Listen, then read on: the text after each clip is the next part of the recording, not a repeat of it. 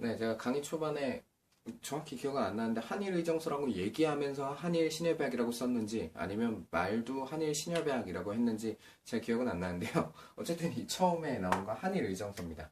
뒤에 강의 뒤에 이제 정리하면서 봤어요. 그래서 그때 고쳤는데요. 이 보시면서 오해하지 마시라고 미리 알려드립니다.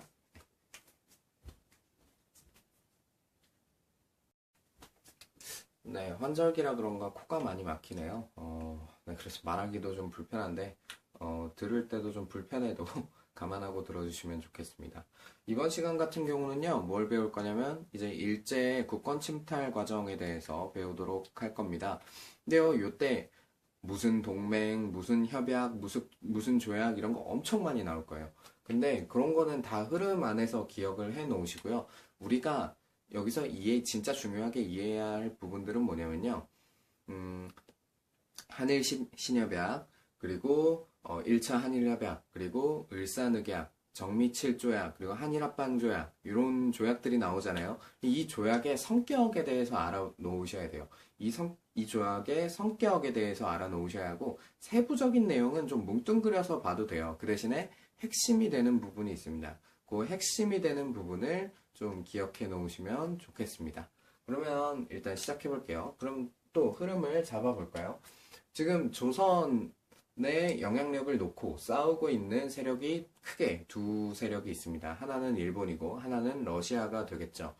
근데 이 일본 같은 경우, 러시아는 계속 남하 정책을 펼치고 있었고, 일본 같은 경우는 이 대륙으로 뻗어나가려고 항상 했었죠. 이 러시아와 일본이 또 가장 그 열을 올렸던 지역이 청나라의 요동반도 그리고 조선이었습니다. 그러니까 이 지역을 자기들 세력으로, 자기 식민지로 만들기 위해서 엄청난 노력을 기울이고 있었던 거죠. 근데 일본 같은 경우 어떤 노력을 하고 있었냐면 영국과 동맹을 맺었습니다. 그래서 1차 영일 동맹을 맺었습니다. 이 1차 영일 동맹에서요, 서로 인정해주는 부분이 뭐냐면,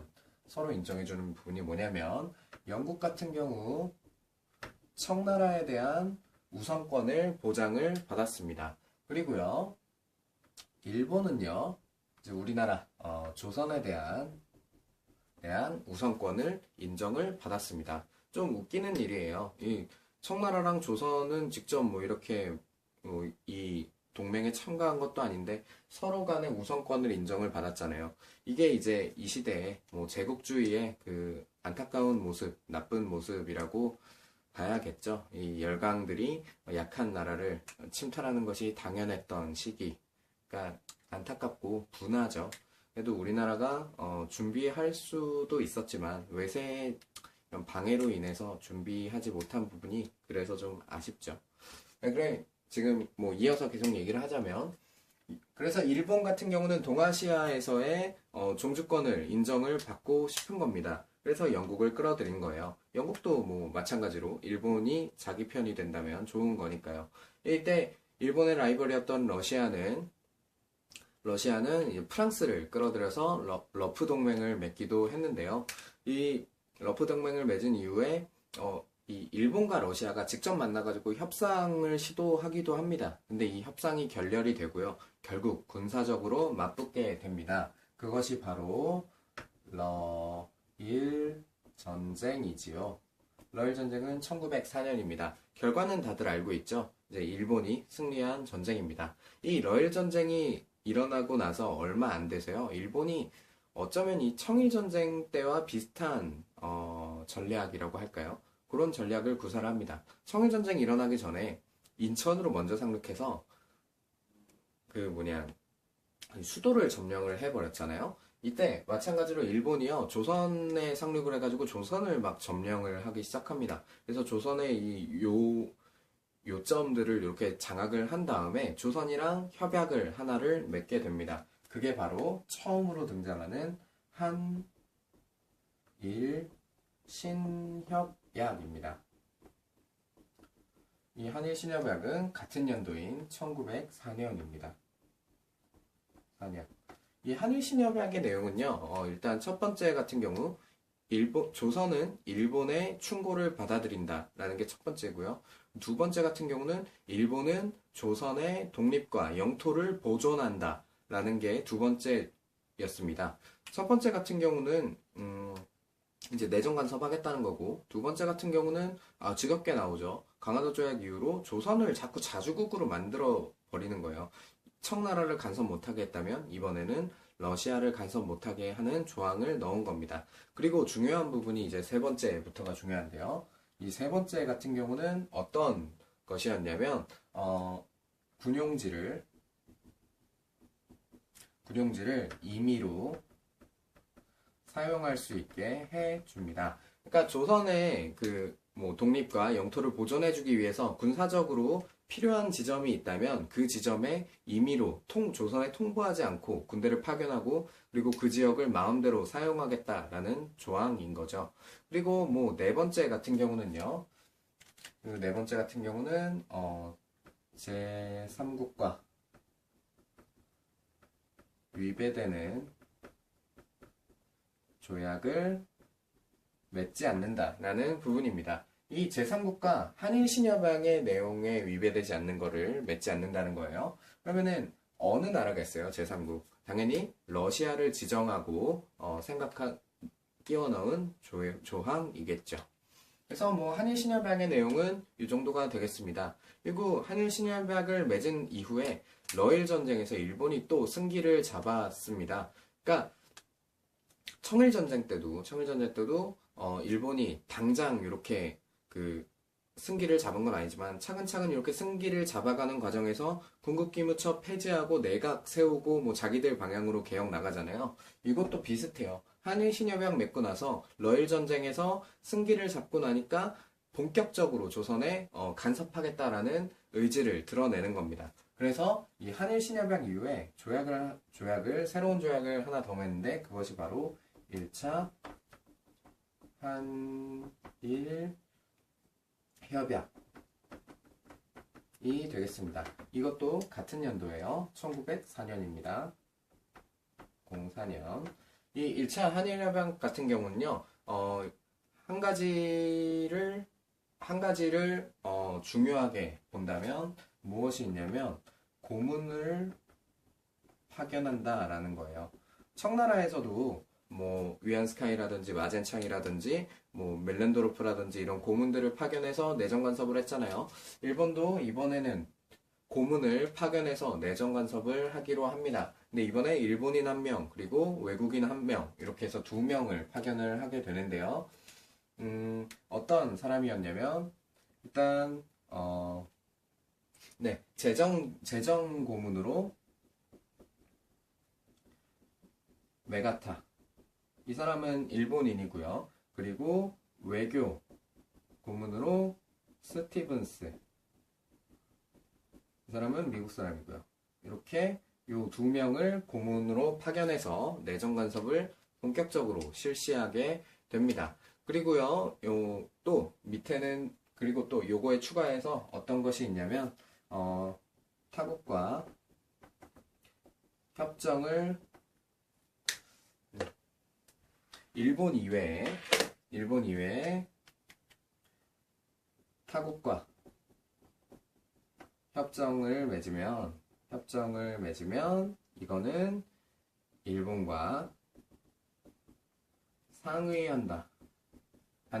뭐 이런 부분이 있었습니다. 잠깐만요.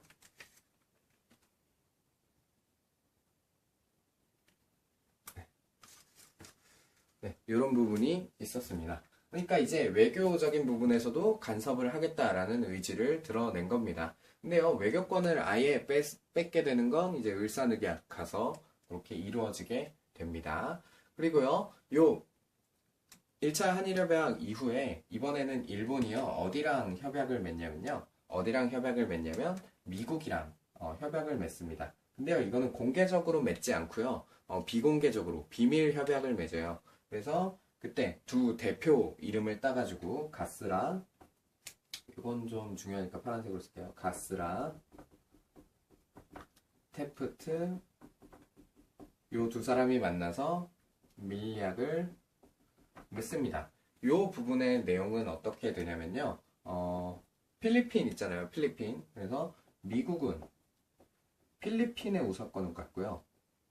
필리핀의 우선권을 인정을 받고요. 일본에게서. 그리고 일본은 조선의 우선권을 인정을 받습니다. 요것도 이 1차 영일동맹이랑 비슷한, 뭐 1차 영일동맹이랑 비슷한 성격이다라고 보시면 되겠네요. 근데 요 가스라테프트 밀약 같은 경우는 비밀리에 맺어진 그런 협정이었다라는 거 알아두시고요.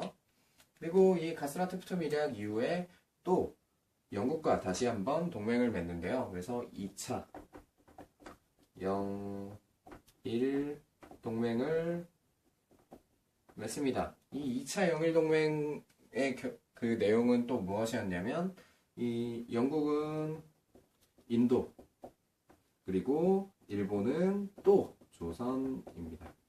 그러니까 지금 일본이 하고 싶은 건 뭐냐면요. 외국한테서 조선은 일본의 식민지다라는 걸 공인받고 싶은 거예요. 그게 지금 일본의 목적입니다. 그래서요. 이 2차 영일동맹을 또 맺었고 그리고 드디어 러일 전쟁이 마무리 단계에 들어서게 됩니다. 일본이 완전히 승기를 잡았고요. 그래서 이번에 다시 한번 미국이 껴들어가지고 일본과 러시아에 중재를 서요. 그러니까 너네 이제 화해하시지 뭐 이렇게 중재를 세워줍니다. 그 중재가 뭐냐면 바로 포츠머스 강화 조약입니다. 포츠머스는 미국에 있는 도시예요. 미국에 있는 도시. 그러니까 러시아 대표, 일본 대표가 미국에 가가지고 협정을 맺은 겁니다. 이 포츠머스 조약의 결과는 무엇이 있냐면요. 이 포츠머스 조약의 결과는 진짜 기분 나빠요. 그래서 조선의 군사, 경제, 정치적인 것에 대한 우선권을 일본이 갖는다. 그리고 청해 요동반도를 또 일본이 갖는다. 이런 식으로 강화 조약을 맺어 버립니다. 잠깐만요. 네. 강화 조약을 맺습니다. 그러니까 이 포츠머스 강화 조약을 바탕으로 지금 일본이 저번에 이제 청나라를 시모노세키 조약으로 밀어냈듯이 이 포츠머스 강화 조약을 통해서 동아시아에서 조선에서 러시아의 영향력을 완전히 밀어낸 겁니다. 그리고 이제 본격적으로 조선을 자기들의 식민지로 부리려는 시도를 하게 되지요. 그래서 이 이후에 맺어지는 조약이 바로 여러분들이 모두 잘 알고 있는 을사조약, 을사늑약이라고 하죠. 이거를 우리는 2차 한일 협약이라고 부릅니다. 이 2차 한일 협약은 1905년이죠. 1905년 그리고 다른 이름으로 을사늑약 빨간색으로 쓸게요. 을사늑약이라고 이야기를 합니다. 좀 얘기하면서도 좀 이렇게 측은해지죠. 이 을사늑약의 내용으로요. 집중해 봐야 될 부분은 일단 처음으로 외교권을 박탈당합니다. 외교권 박탈. 이 외교권을 박탈당했다라는 건 굉장히 중요한 거예요. 왜냐면은 이제 대외적으로 무슨 협약을 맺고 협정을 맺고 할 때 조선 대표의 역할을 일본이 한다라는 겁니다. 그러니까 무슨 조약을 맺을 때 우리나라 입장을 생각하는 게 아니라 이제 일본의 입장으로 조약을 맺을 수밖에 없게 되었겠죠. 그리고 1차 한일협약 때 고문을 파견해서 재정, 외교 이런 부분을 간섭을 했다면 이제는요 통감부라는 곳을 설치를 합니다. 이 통감부라는 곳은요 외교를 돌보는 곳이에요. 외교를 돌보는 곳입니다. 그래서 통감부를 설치한다.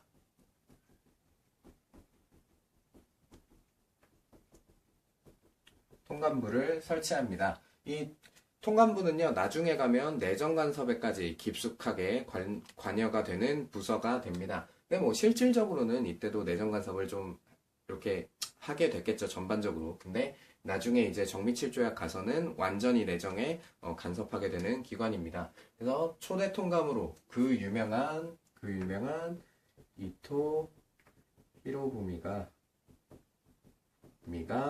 임명이 되었습니다. 이 을사늑양 외질 때요, 이토 히로부미가 이제 일본 군대 끌고 와가지고 그 궁을 포위한 다음에 고종한테 얘기해요. 이제 왕이 결정하실 일만 남았습니다. 반협박이죠. 그러니까 요때 요 이후에 뭐 여러 가지 작전들을 해놨다 그래요. 고종이 을사늑약을 체결하지 않으면 어떻게 하느냐, 뭐 이러면서 일본에서도 여러 가지 작전을 세워놓고 했는데, 뭐 어찌됐든 간에 이 조약은 체결이 되었습니다. 그리고요, 이 이사관이라는, 이거는 좀 그러니까 시험에는 잘 안 나오는 부분인데, 이사관이라는 사람들을 파견을 했는데요. 이 사람들은 지방에서 이제 외교관의 역할을 하던 사람이에요. 지금 원래 갑자기 단어가 생각이 안 나지? 영사의 역할을 하던 사람이에요. 영사관, 공사의 역할을 하던 사람이에요. 직원에서 영사의 역할을 하던 사람, 뭐 이사관 이런 것들을 이제 파견하게 되기도 하고요. 그리고 이때 또 정말 유명한 을사오적이 등장을 하죠. 이 조약을 통해서. 그래서 적고 싶진 않은데 그래도 적을까요? 학부 대신 이완용,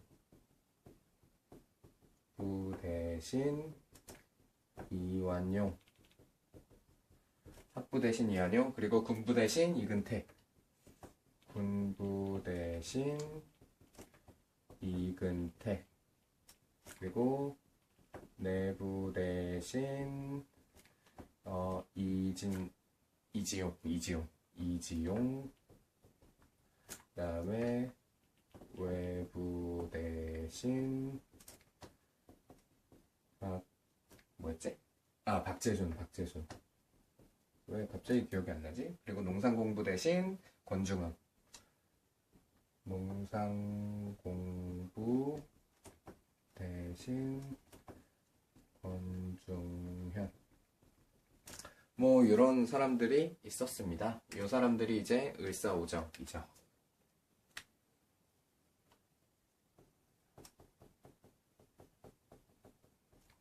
뭐 이 사람들 이름을 이 사람들의 이름이 시험에 나오진 않아요. 근데 일단 이 사람들이 을사오적이다 라는 거 알아두시고요. 이 이지용 같은 경우는요, 막 도박하다 죽고요. 그리고 이완용, 이근택, 박재순, 권중현 같은 경우는 잘 먹고 잘 살다 죽습니다. 그리고 뭐 오적 암살단 이런 것도 있었죠. 이 을사오적을 암살하기 위한 오적 암살단. 그럼에도 불구하고 이완용, 이근택, 박재순, 권중원 이런 사람들은 늙어서까지 잘 살다가 죽고요. 이지용 같은 경우는 도박을 즐기다가 죽습니다. 네, 뭐 좀 안타까워요. 이렇게 벌을 받지 않았다라는 게. 그렇긴 합니다만 어쨌든 이 을사늑약 이후로 또 어떤 사건들이 일어나는지 보도록 할게요. 이 고종은요, 그 압박에 못 이겨서 조약을 체결하긴 했지만 이 조약에 대해서 반대하는 입장을 표명을 하고 있었습니다. 그래서 미국에 전보로 밀사를 보내가지고 이런 상황을 좀 알려달라라고 시도를 했는데 그 시도는 실패했고요. 그리고 우리가 정말 잘 알고 있는 헤이그 특사 사건이 있죠. 헤이그 특사 파견 이런 사건이 있었죠. 이 헤이그라는 곳은 네덜란드에 있는 곳이었는데요. 이 러시아에서 소집을 한 거예요. 근데 명목상으로는 네덜란드가 개최국이었고요. 그래서 이제 많은 나라에서 이 외교관들이 모이게 되니까 요거를 이제 기회로 우리가 몰래 사람을 보내서 우리나라의 상황을 알리자라는 거였는데요. 이때 가신 분들이 이제 이준, 이상설, 그리고 이위종 이런 분들이 이 세 분이 이제 뭐 같이 가진 않았는데요. 따로 해서 거기서 만나가지고 이렇게 활동을 하셨습니다. 근데 이 회의장에 직접 들어가진 못해요. 일본이 방해하고 뭐 러시아나 뭐 네덜란드나 이렇게 부탁을 했는데 이게 되지 않아가지고 회의장에 직접 들어가진 못하지만 뭐 이 이휘종 열사 같은 분이 이제 외국어를 되게 잘하셨다고 해요. 그래서 뭐야 그 기자들 모여 있는 데서 뭐 연설을 해가지고 박수갈채도 받으시고 그리고 거기서 뭐 조선에 대해서 의결도 받고 뭐 했지만 실질적으로 뭐 그건 되는 건 아니었죠. 이 본회의에는 일본의 방해로 들어가지 못합니다. 이 헤이그 특사 파견 사건을 구실로요. 일본이 고종을 퇴위시키는데요. 그거의 근거는 뭐겠어요? 을사늑약에서 외교권 박탈당했잖아요. 근데 고종 어떻게 너 외교권 박탈당해놓고 외교 활동할 수 있느냐라는 거예요. 그래서 이 헤이그 특사 파견 사건을 계기로 고종을 폐위하게 되죠. 고종이 폐위당하죠. 뭐 형식상으로는 자기가 물러나는 형식이었겠습니다만 그리고 이제 조선의 마지막 왕인 순종이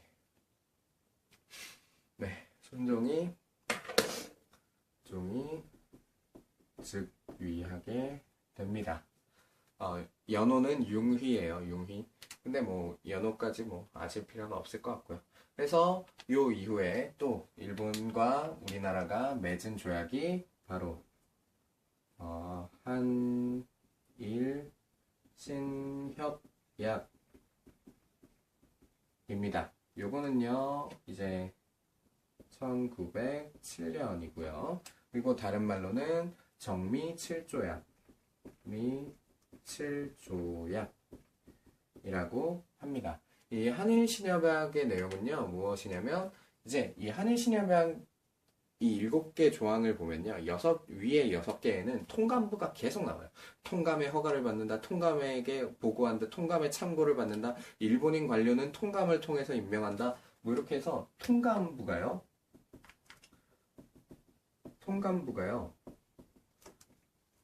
내정에 본격적으로 간섭을 하는 조항이 들어갑니다. 물론 실질적으로는요 이 통감부가 외교를 하는 부서였음에도 불구하고 실질적으로는 통감부의 내정 간섭을 많이 받았어요. 근데 이 한일 신협약을 통해서는 완전히 본격적으로 내정 간섭을 받게 되었죠. 그래서 이 시기를 이야기하는 용어가 바로 차관 정치입니다. 차관 정치.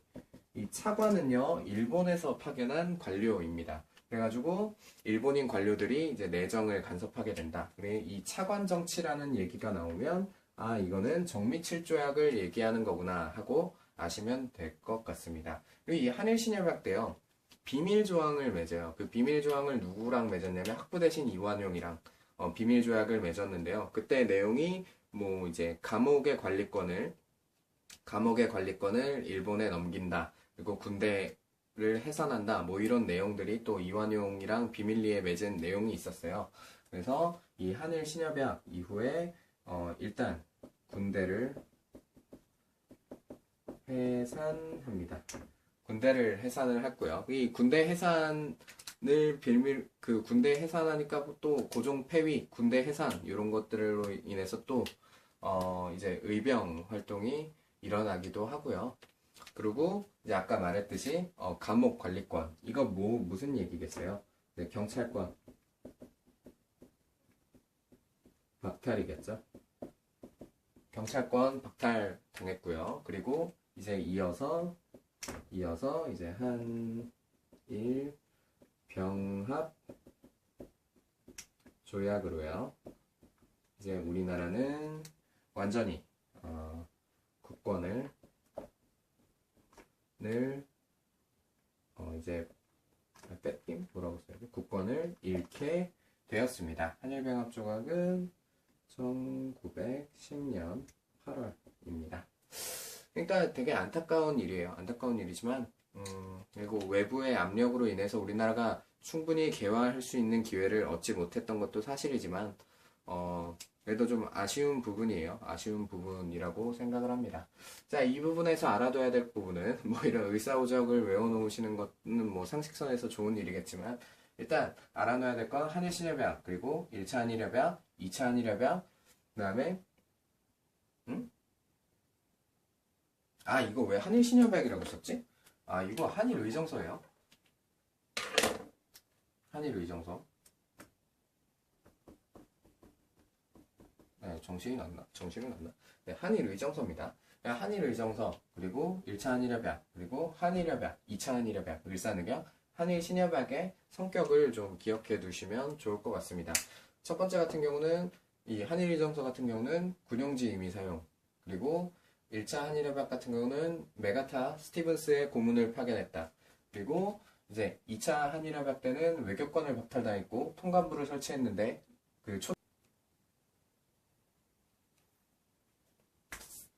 영상이 끊겼죠. 초대 통감은 이토 히로부입니다. 그리고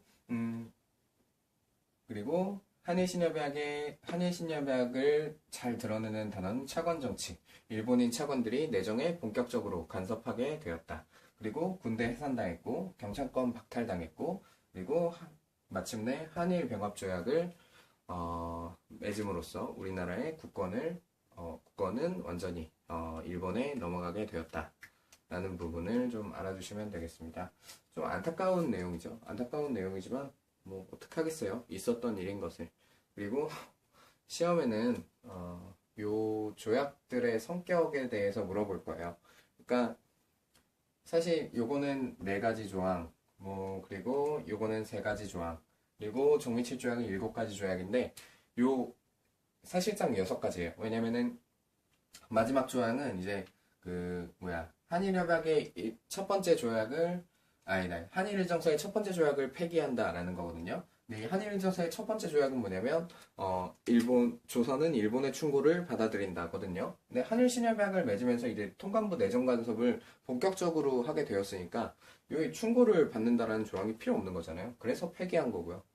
그리고 그렇습니다. 네, 그런 부분을 좀 잘 알아두시면 되겠습니다. 네, 이 정도로 하고 마치도록 할게요.